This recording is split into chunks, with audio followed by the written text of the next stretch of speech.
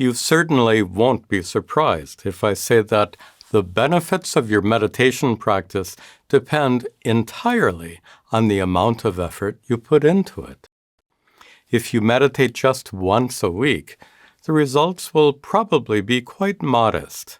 But if you meditate every day, or even twice a day, the results can be remarkable, especially when that practice is sustained over a period of months and years. Meditation can be absolutely transformative when your practice is both regular and sustained.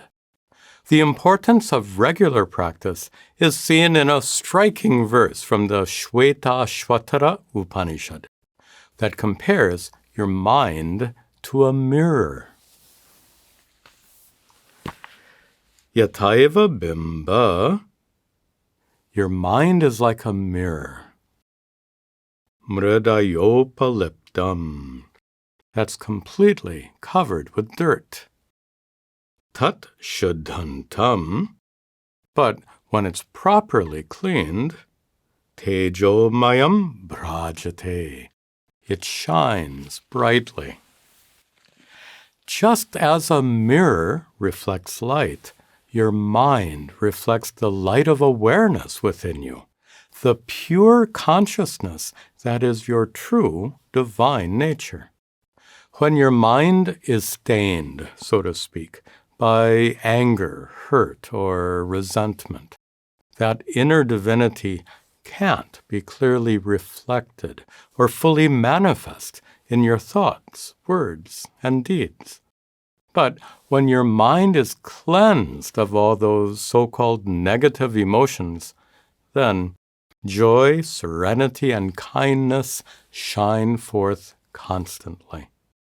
Specific kinds of meditation can help cleanse your mind of those impurities, as we discussed at length in previous lessons. Every mirror, like the one in your bathroom, needs to be cleaned regularly. The mirror of your mind is no different.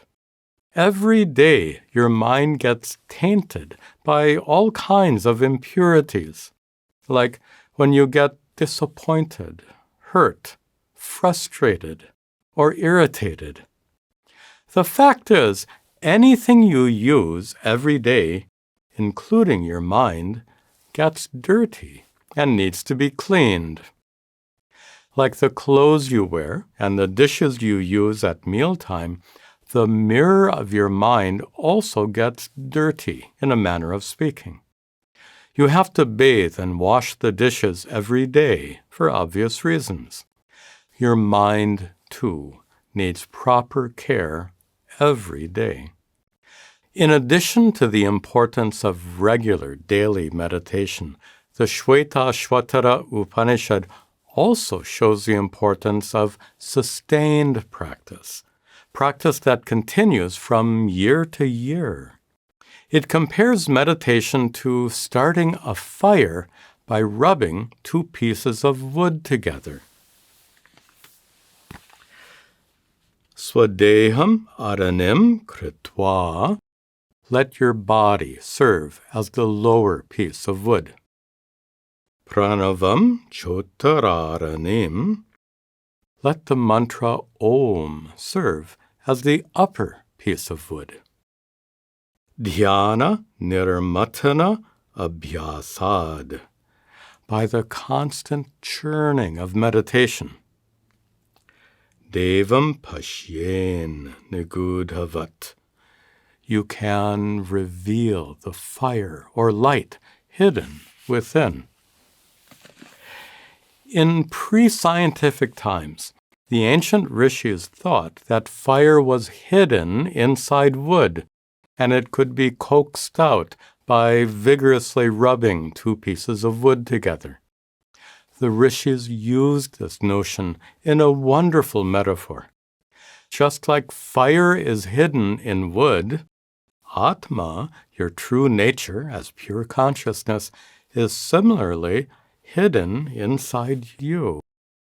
And just like sustained churning with a stick can reveal the fire concealed in wood, So too, sustained recitation of Om or any other mantra in meditation can reveal the presence of Atma concealed within yourself.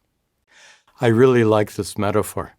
Suppose you rub two sticks together to make a fire. Due to friction between the sticks, heat builds up gradually. You have to rub really vigorously and sustain that effort long enough to generate enough heat to start a fire. If you stop too soon, the sticks will immediately cool off and you'll have to start over. Sustained effort is the key to starting a fire and the key to advancing to deeper levels of meditation.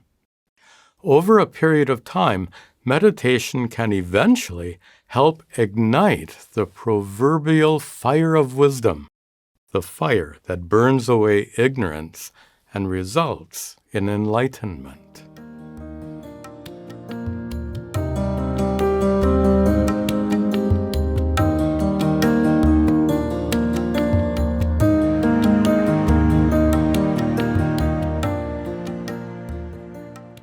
A regular and sustained practice of meditation is essential for your ongoing process of spiritual growth. That process is likely to continue not just for months or years, but ideally for a lifetime. That means being engaged in a lifelong practice of meditation. But over such long periods of time, some meditators gradually lose their enthusiasm. Even a favorite meditation technique that has helped you so much can eventually become monotonous. Unfortunately, if meditation becomes tedious or boring, you can easily lose your value for it. You might even give it up altogether, which would be a great loss. Obviously, it's important to maintain your interest and enthusiasm for meditation.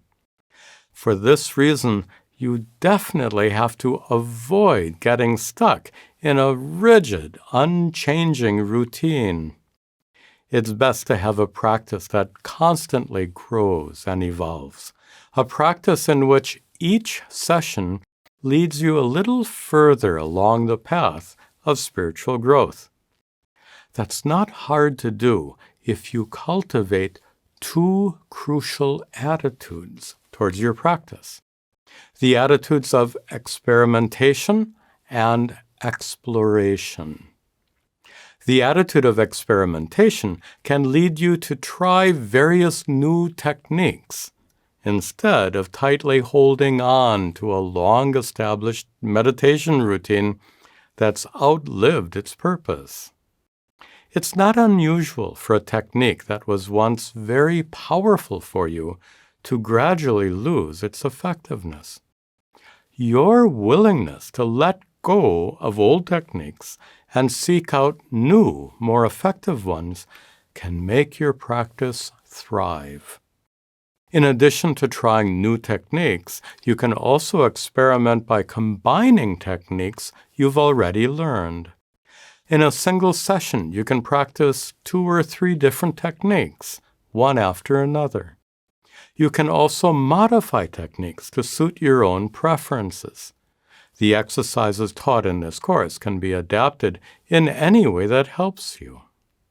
To experiment with different techniques, you really don't need anyone's guidance.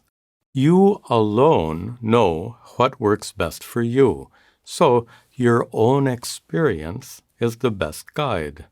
After all, there's no right or wrong way to meditate.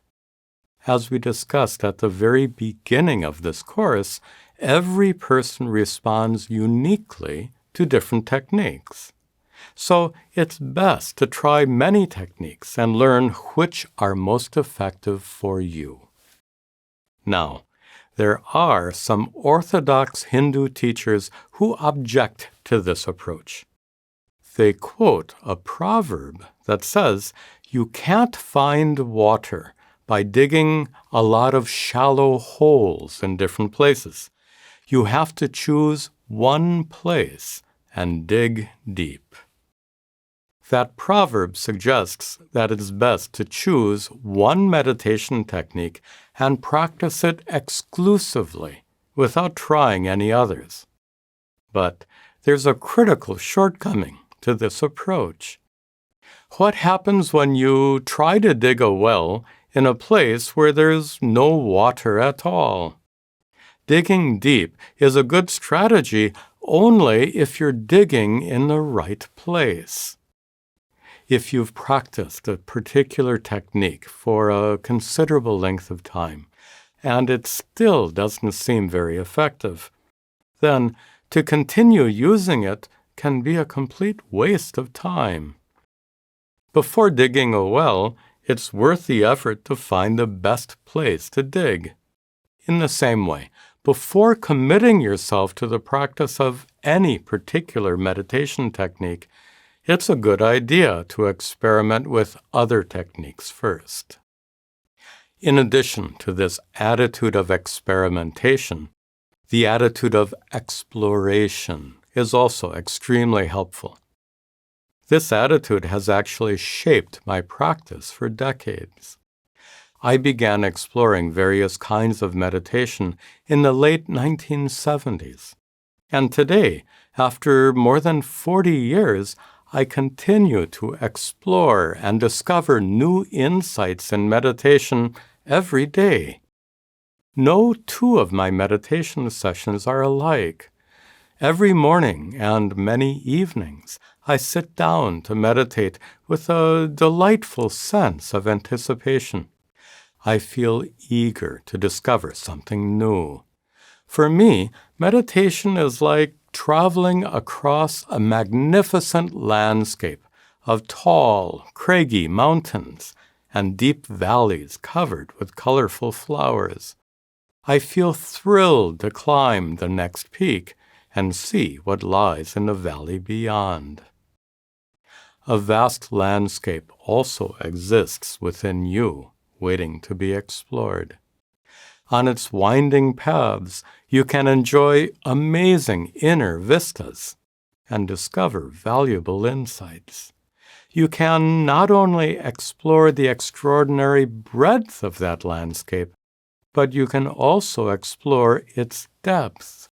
You can develop laser-like concentration and remain deeply absorbed for long periods of time. You can learn how to lead your mind to a place of profound silence and reap the enormous blessings of that practice. You can learn to dive deep, piercing layer after layer of thoughts, emotions, and sensations until you reach the core of your being, your true self, Atma, the divinity within you. On a personal note, it's been a great pleasure to share the teachings of this course with you. I hope it helps you find much joy, peace, and contentment that you can share with others in your life.